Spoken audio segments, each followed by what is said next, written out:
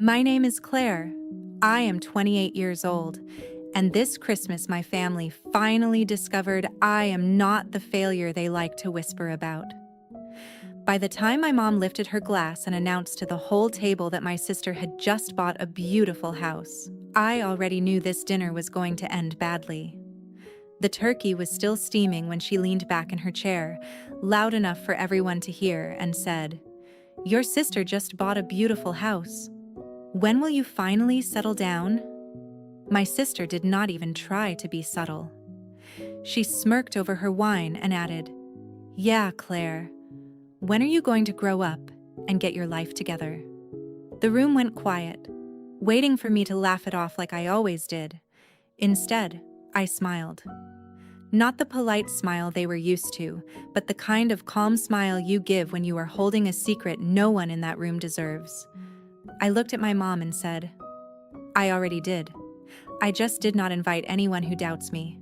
Her face went red so fast it was almost funny, and every fork froze halfway to every mouth as they all stared at me like they were seeing me for the first time.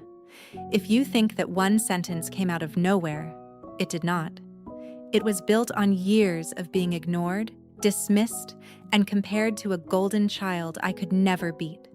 Stay with me until the end, and I will show you how the invisible daughter bought her own house in cash, turned Christmas dinner into a reckoning, and finally walked away from a family that never believed she was enough. That Christmas table was just the final act. The story really started years ago in a quiet suburb outside Chicago, in a house where my mom, Linda, decided early on who the star of the family was going to be, and it was never me. My older sister, Vanessa, is 4 years older than I am. She was the firstborn, the pretty one, the natural performer. If there was a room, Vanessa knew how to walk into it like it was a stage. My dad, Robert, worked long hours as a structural engineer, always stuck in some project, always on a deadline, so most of the day-to-day parenting fell on my mom. And my mom made it painfully clear that Vanessa was the main character and I was just the background. I still remember the year Vanessa won a local dance competition. My mom went all out. She threw a huge party in our living room with a giant cake shaped like a trophy, balloons everywhere, and relatives packed into every corner taking pictures of Vanessa like she had just won an Olympic medal. My Aunt Donna kept saying how proud she was. Our cousin Mia, her daughter, stood next to me and whispered, "This is a lot for a plastic trophy," but my mom was glowing. That same year, I won first place in a statewide writing contest. There was no party, no balloons, no cake.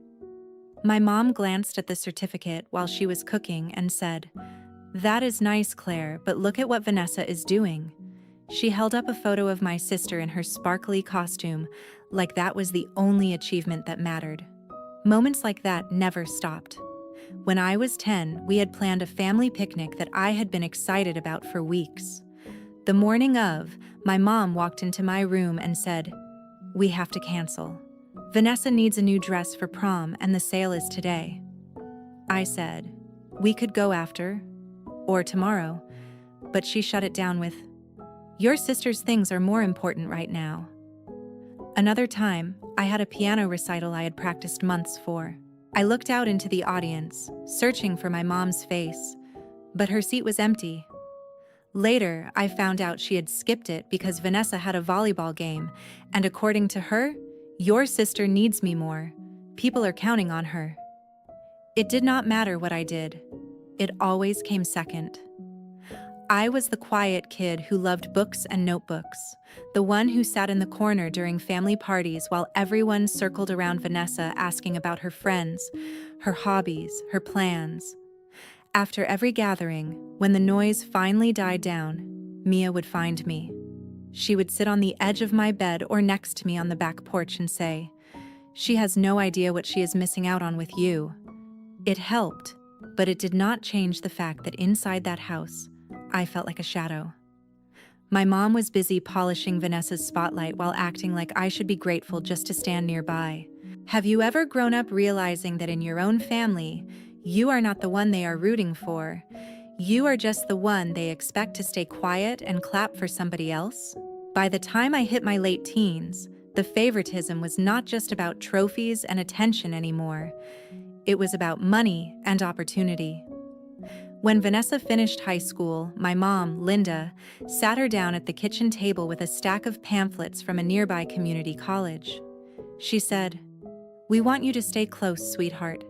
Community college is perfect for you. It will keep you stable and surrounded by people you know." What she really meant was, "I want you close to me."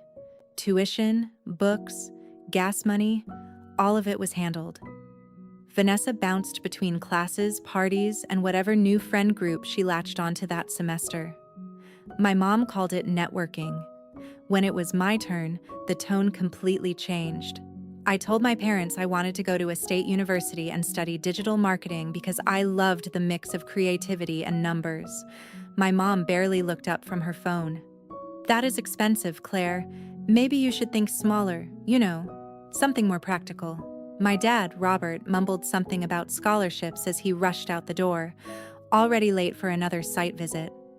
And that was that. Nobody sat me down with pamphlets or promised to cover anything. So I went online, filled out scholarship forms until my eyes burned, and took a part-time job at a local coffee shop. I learned how to steam milk, smile at rude customers, and do homework during my 10-minute breaks.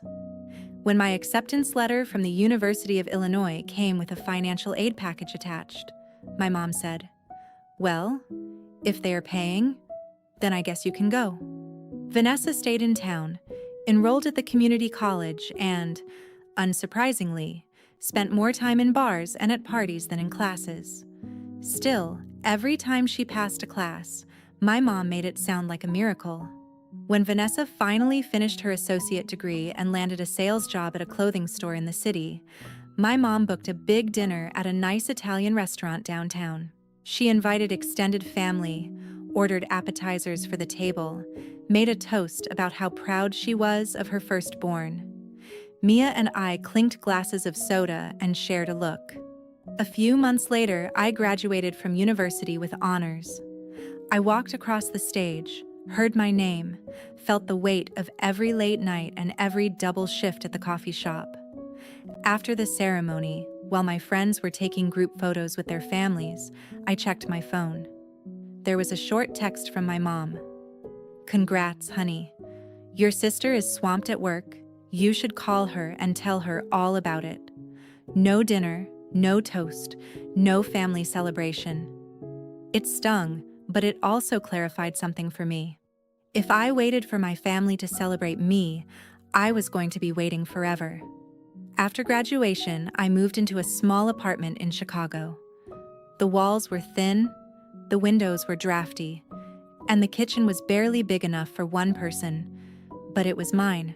I landed an entry-level job at a small marketing agency, the kind of place where you do everything because there is no one else to do it. I managed social media, wrote ad copy, pulled reports, and stayed late watching tutorials about campaigns that actually worked. I lived on discounted groceries from big box stores, learned to cook basic meals from recipe apps, and tracked every dollar in a spreadsheet. My mom called often, but the conversations always circled back to Vanessa. "Your sister just got a new bonus. Your sister might get a promotion. Your sister is thinking about moving to a nicer neighborhood." The few times I tried to share something about my life, she would say, "That is good. But have you heard what Vanessa is doing?" After a while, I stopped offering details. I let her assume I was just getting by, just barely keeping up, the way she always imagined me. I poured my energy into work instead. Because when your own family treats you like the backup plan, sometimes the only choice you have left is to become so solid on your own that no one's opinion can touch you. I just did not know yet how far that determination would actually take me, or how much it would matter on a Christmas night a few years down the line. The turning point came on a cold holiday night 3 years before that Christmas dinner, back when I still cared about what my mom thought of me. I had just finished my first really big project at the agency, a campaign for a mid-sized local brand that wanted to reach younger customers online. I had poured everything into it. Late nights, weekends, learning new tools, testing ideas.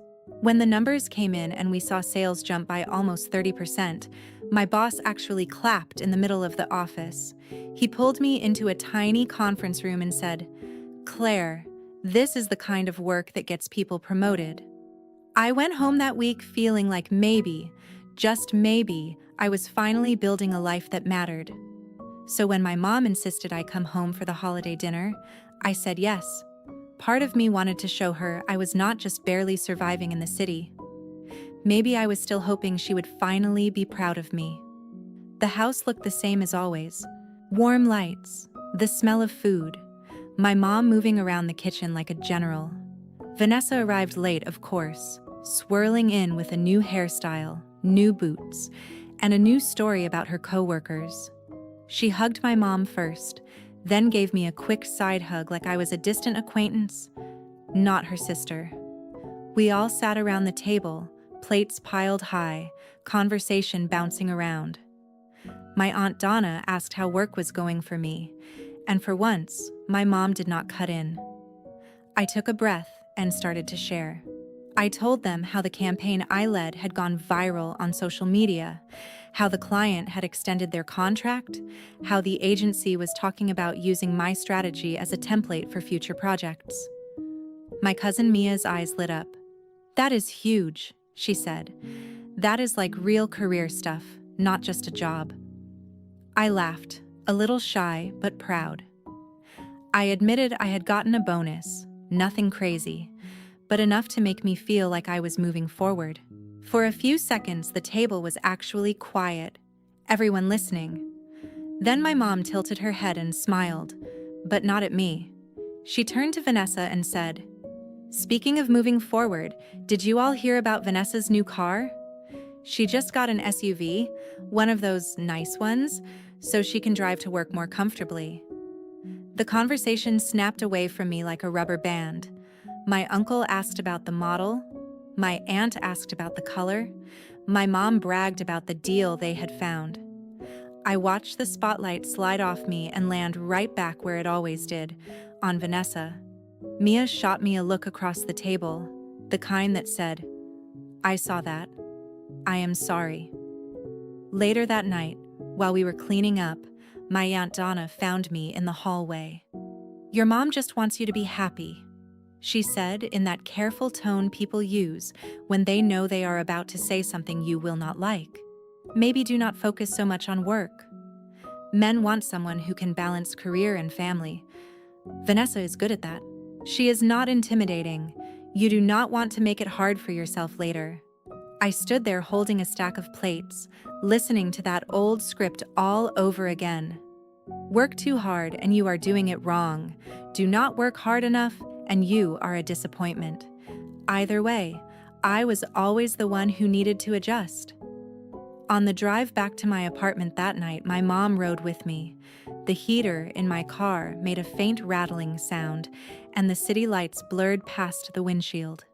She stared straight ahead and said, "You know, your sister is really getting her life together. New car, steady job, good man. You should think about settling down too, Claire. You are not getting any younger." Something in me clicked into place then, a quiet, solid feeling. I realized I could chase her approval for the next 10 years and still end up in this exact conversation, still being compared to Vanessa like we were in some twisted competition I never signed up for. So I stopped playing. I stopped giving her detailed updates about my life. At work, I doubled down.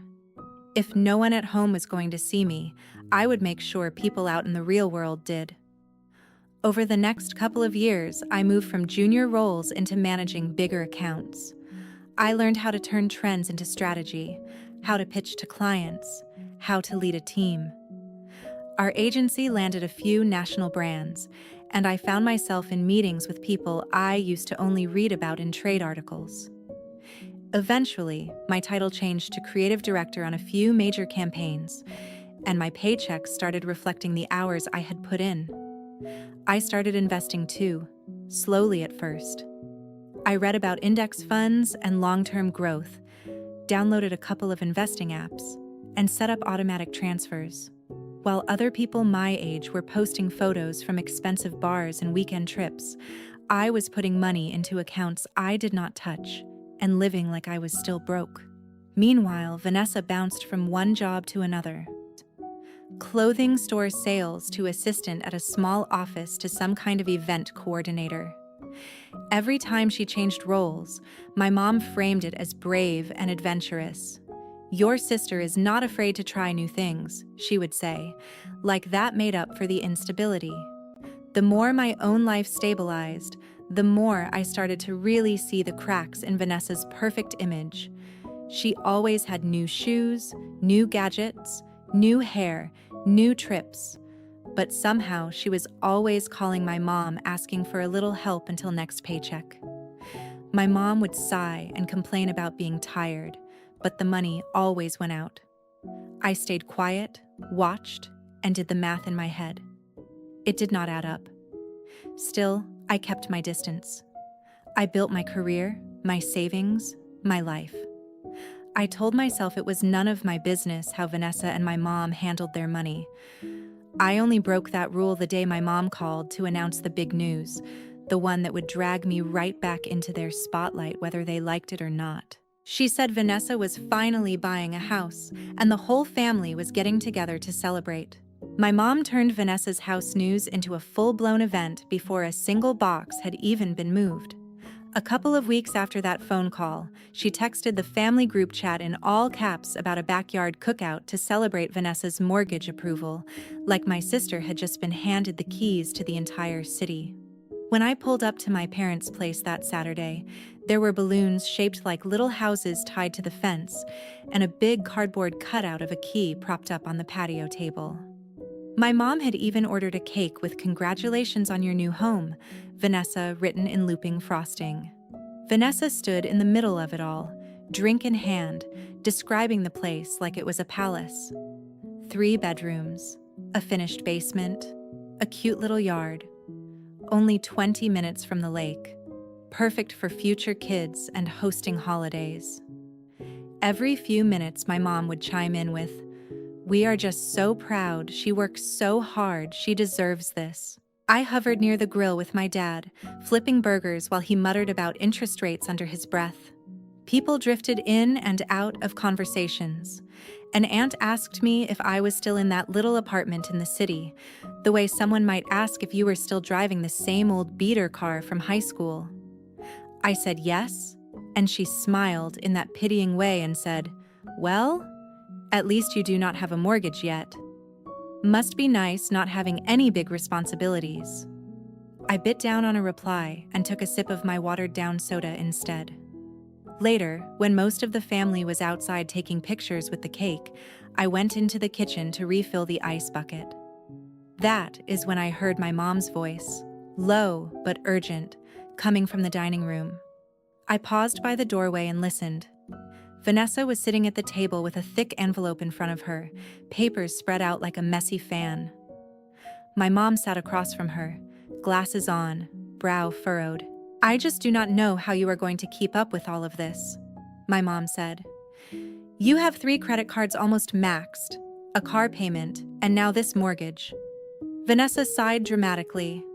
"I know, Mom, but if I do not buy now, I will never get in. Everyone my age is buying. I cannot be the only one still renting." "You know how that looks." My mom rubbed her temples. "How much are you short for the closing costs again?" Vanessa slid one of the papers across the table. "Around 10 grand, she said. "Maybe a little more if they do not waive the fees." I was thinking, maybe you could pull from your savings or the retirement account again.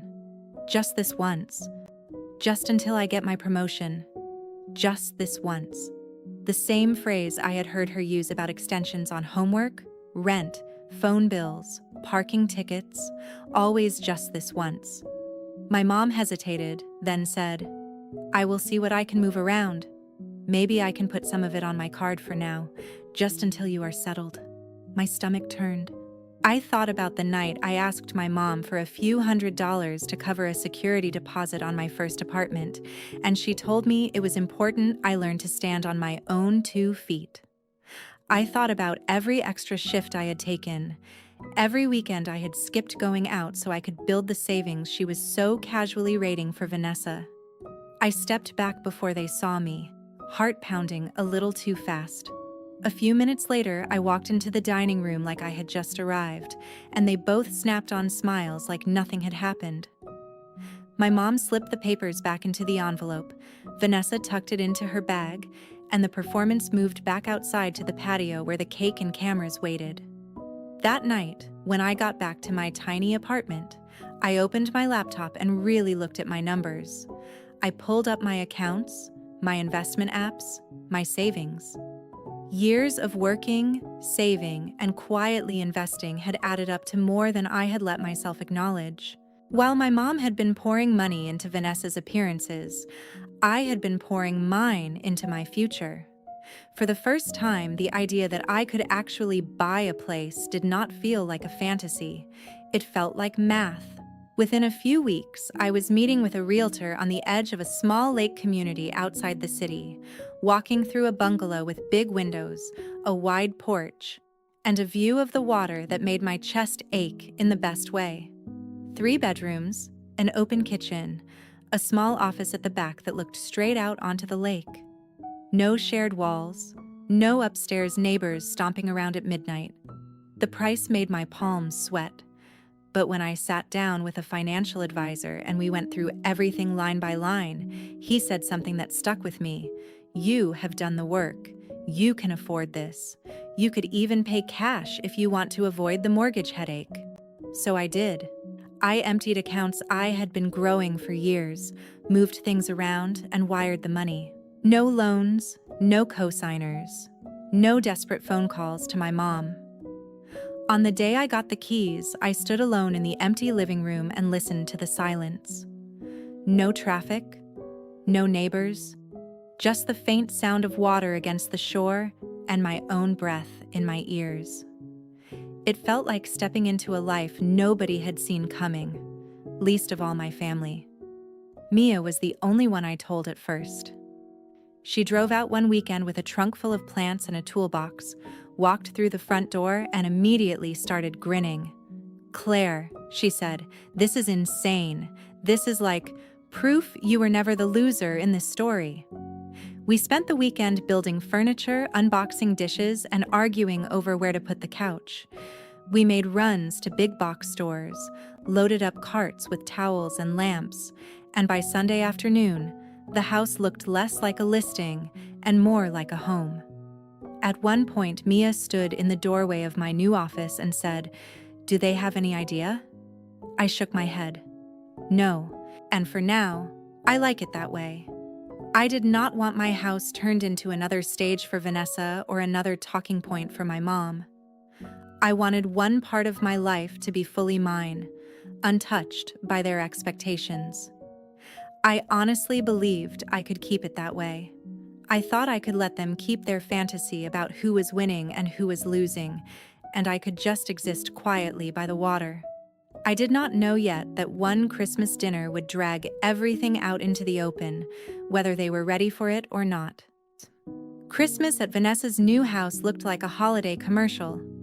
The living room was draped in white lights, a huge tree glittered in the corner with matching ornaments, and there was a faint smell of cinnamon and sugar hanging in the air. She had Christmas music playing just loud enough to make everything feel festive, and my mom, Linda, moved around the kitchen like she owned the place, telling everyone how proud she was. I pulled up in my old hybrid, parked a few houses down, and sat there for a second staring at the front door. Part of me wanted to turn around, drive back to my quiet house by the lake, and spend the night with a frozen pizza and my cat. Instead, I took a breath, grabbed the bottle of wine I brought out of pure habit, and walked up the driveway. Vanessa opened the door in a red sweater dress and perfect makeup, the kind of polished look that photographs well. She hugged me lightly, glanced at my outfit, and said, "You look nice." Kind of simple, but nice. Classic Vanessa. Inside, relatives were already settled in. My Aunt Donna and my uncle were on the couch. Mia leaned in a corner, scrolling on her phone, shooting me a quick smile when she saw me. My mom emerged from the kitchen, wiping her hands on a towel, and kissed my cheek. "I am so glad you could make it," she said, like I had been the one who begged for an invitation. Dinner was loud in the way big family dinners always are. The table was covered in food, turkey and mashed potatoes, green beans, stuffing, baskets of rolls, and a pumpkin pie cooling on the counter behind us. People passed plates, clinked glasses, and swapped stories. For a while, I let myself fade into the background, listening more than I talked, answering polite questions about work and the city with vague, non-committal answers. I was halfway through my second bite of turkey when it happened. My mom lifted her glass, tapped it gently with her fork, and the room quieted. "I just want to say how proud I am of my daughter," she said, smiling at Vanessa. "Buying this beautiful house, building a real future, being truly settled. This is what stability looks like." Then she turned her eyes to me, and I felt the shift before she opened her mouth. "Your sister bought a beautiful house, Claire," she said, voice just a little too loud. "When will you finally settle down?" A soft ripple ran around the table, a couple of awkward laughs, a few raised brows. Vanessa did not waste a second. She tilted her head, smirked, and said, "Yeah, Claire, when are you going to stop acting like a college kid and get your life together? You cannot live in that tiny apartment forever." For a moment, nobody said anything. Forks hovered over plates. Someone cleared their throat. I saw Mia's eyes flick to mine, wide, wary. It would have been so easy to do what I had always done, to laugh weakly, shrug it off, let the comment slide. But I was not the same girl who used to drive home crying after these dinners. I had a house key in my purse that said otherwise. So I swallowed my bite, set my fork down, and looked straight at my mom. "I am actually already settled," I said, my voice even. "I just did not invite anyone who doubts me." My mom blinked, thrown for a second, then let out a little laugh like I had made a joke she did not get. "What are you talking about?" she asked. "Claire, do not be dramatic. You are renting. That is not the same thing." I held her gaze. "I am not renting," I said. "I bought a house 9 months ago, 3 bedrooms, an office, yard, right on the lake. Paid for it in cash." The silence that dropped over that table was almost physical. Someone's fork actually clinked against their plate. My aunt's eyes got big. My uncle stopped mid-sip. My mom's smile froze on her face, then slid off completely. Vanessa let out a short, disbelieving laugh. "Okay, sure," she said. "You bought a whole house? In cash?" "Come on, Claire, no one likes a liar." Mia spoke up softly but firmly. "She is not lying," she said. "I have been there. It is real. It is beautiful." Everyone's head swiveled toward her, then back to me. My mom shook her head slowly. "Why would you buy a house and not tell your family?" "Because every time I tried to show you my life, you changed the subject to hers," I said. "You did not want to hear about my degree, my job, my promotions. Why would you care about my house?" "This is ridiculous," my mom snapped. "Your sister worked so hard for this place. You could at least be happy for her instead of trying to one-up her at her own dinner." I felt the anger rise, not the wild kind that makes you yell, but the cold, steady kind that makes everything crystal clear. I looked at Vanessa. "I am happy anyone can get a home," I said. "What I am not happy about is you pretending you did it all on your own while you drain mom's savings and load up credit cards like it is free money." Vanessa's face went sharp. "Excuse me?" she said. "You do not know anything about my finances." "Actually, I know a little," I replied. "I heard you two at the last cookout. 3 cards almost maxed, Car payment. Short 10 grand for closing, so mom has to raid her retirement again. I did not go digging, you were just loud. My mom's eyes widened and she glanced at Vanessa, guilt and panic flickering across her face. That is none of your business, Vanessa spit out.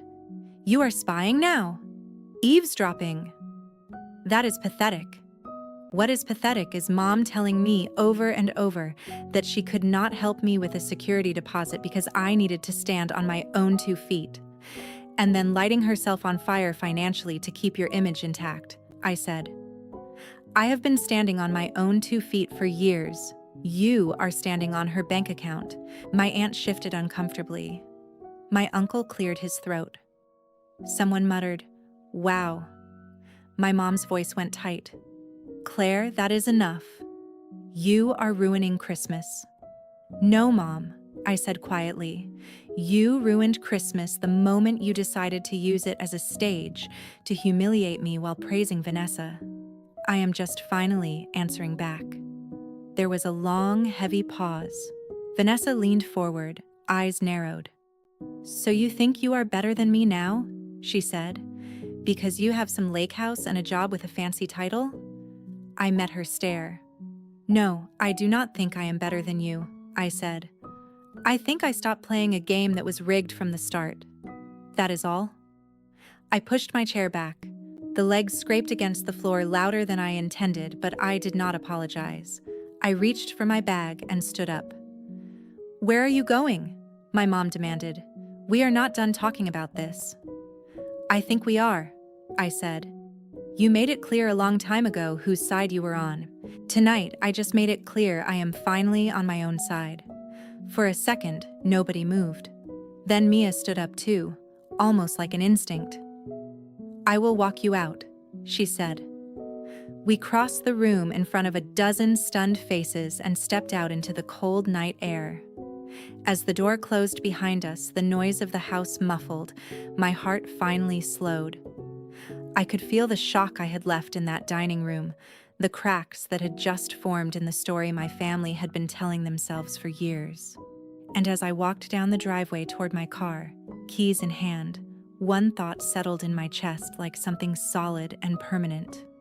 For the first time in my life, I had not just survived a family holiday. I had changed it. 3 weeks after that Christmas dinner, the group chat was still quieter than it had ever been. No more all-caps messages from my mom about Vanessa's amazing new curtains or how perfect her neighborhood was. Instead, there were long gaps, random forwarded memes from relatives trying to pretend nothing had happened, and the occasional awkward question from someone asking if I was doing okay. The only person who texted me like normal was Mia. She sent me a message one night that said, "You know they are still talking about you, right? The way you smiled when you dropped that lake house bomb? You are basically family legend now." I was sitting at my kitchen table when I read it, laptop open, my cat curled up on the chair beside me. I looked around at my home, the one nobody believed I could have, and felt something I had not felt in a long time around the word family. Peace. A few days later, I invited Mia and her parents, my Aunt Donna and uncle, to come out to the lake for the weekend. They showed up with too many snacks and not enough jackets, complaining about the cold and marveling at the view. We cooked together, walked along the water, played board games at my dining table. At one point, Donna stood by the window watching the lake and said quietly, "I am sorry, Claire. I should have spoken up sooner." I shrugged, not out of disrespect, but because I was tired of carrying everyone else's regret. "You see it now," I said. "That is what matters." As winter turned into spring, news about Vanessa and my mom reached me in pieces, mostly through Mia. The credit card balances Vanessa had been juggling finally tipped over into unmanageable. The promotion she had been counting on did not happen. Her performance at work slipped under the weight of missed payments, phone calls from collectors, constant stress. A few months after Christmas, her company did layoffs, and she was one of the first to go. Without that steady paycheck, the house that had been my mom's favorite bragging point became a burden. They tried to keep up with the mortgage for a while, but the numbers just did not work. Eventually, Vanessa put the house on the market. The dream home that had earned her a standing ovation in the backyard was sold to pay back some of the debt she had racked up trying to look successful. My mom, Linda, called me over and over once things started falling apart. At first, the voicemails were angry. How could you embarrass your sister like that? Then they turned into pleading. We are still family. Your sister needs help. You have money now. You could loan her some, just until she gets back on her feet. And buried in all of that, finally, were a few words I had thought I would never hear. I am sorry. I did not realize how much I hurt you. I listened to them, every single one, sitting on my porch with the lake in front of me, and I realized something important. An apology does not erase the years you spent shrinking yourself to fit inside someone else's story. It does not obligate you to walk back into a role that nearly broke you. So I called her one last time. I told her, Mom, I am glad you are starting to see what happened. I really am. But I spent my whole life being the one you overlooked, the one you expected to sacrifice so someone else could shine. I am not doing that anymore. I am not going to fix problems created by choices I did not make. I love you, but I am done. Then I set boundaries I never thought I would have the courage to set. Fewer calls, no more financial conversations, no more guilt trips about Vanessa. When those lines were ignored, I did what I had to do. I blocked numbers. I muted chats. I chose my own peace over their version of loyalty. I poured that energy into my work, my friendships, and something new. I started volunteering at a local women's center, helping women who felt trapped by family expectations or financial dependence figure out small, practical ways to build freedom. Budgets, resumes, basic marketing skills for side hustles. Sitting across from them, hearing their stories, I recognized pieces of my own. The ignored daughter, the responsible one, the one everyone assumes will be fine, so no one ever asks if she is actually okay. If there is any lesson in what happened to me, it is this. Being the invisible child does not mean you are powerless. Sometimes it means you are the one quietly building a life strong enough to walk away. Parents can play favorites. Siblings can soak up all the attention, but at the end of the day, the only person who truly lives with the consequences of your choices is you. You are allowed to draw lines. You are allowed to say no, even to family. You are allowed to build something they never saw coming and keep it safe from the people who doubted you. If you grew up feeling like the background character in your own home, I hope my story reminds you that you do not have to stay there. You can choose yourself, even if it makes other people uncomfortable. And if you have ever had to break your own heart by stepping away from a family that would not see your worth, you are not alone.